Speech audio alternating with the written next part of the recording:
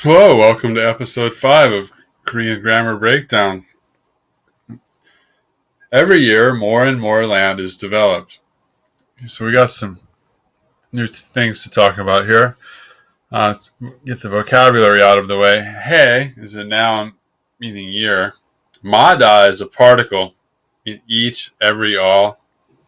Jom is an adverb meaning more and more or increasingly.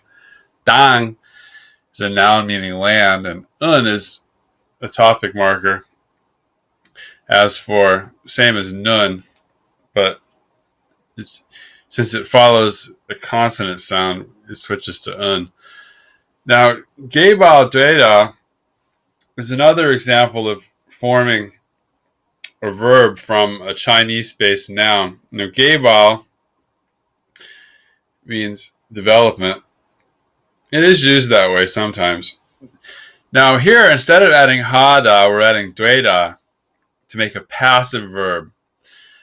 Now, this isn't done quite as often as hada. And if you remember in the first episode, when we talked about anyang hada, well, actually, that was a descriptive verb, which it normally wouldn't be attached to dway, but it's the same general principle, except for we're making a passive verb here.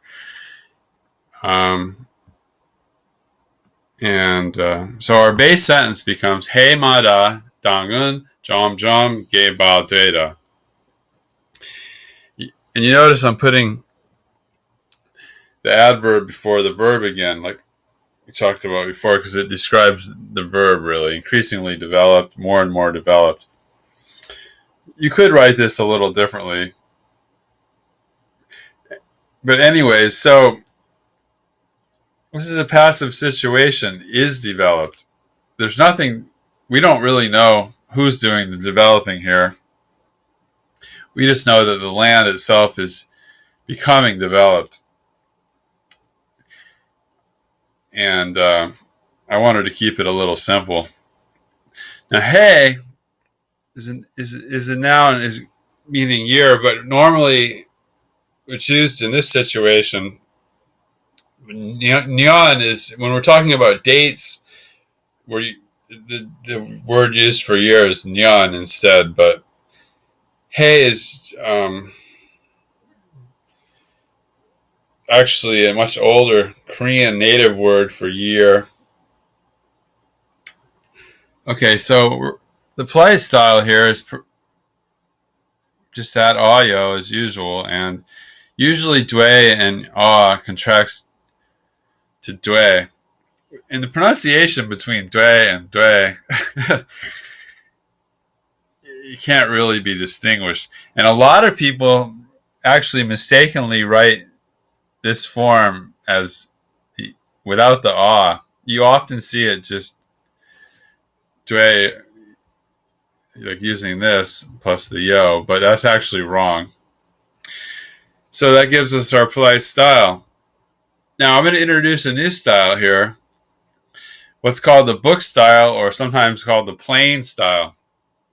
Now here this is just stating a fact, and this is the kind of thing you would likely read in a book as well. Now in book situation, when there's not a particular audience, this book or plain style is often used, and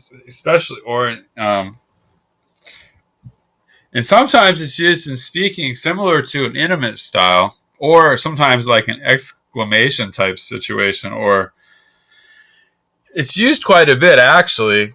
It's often interspersed in when people are talking between. Like people might switch from the book style to back with one of the other styles just to.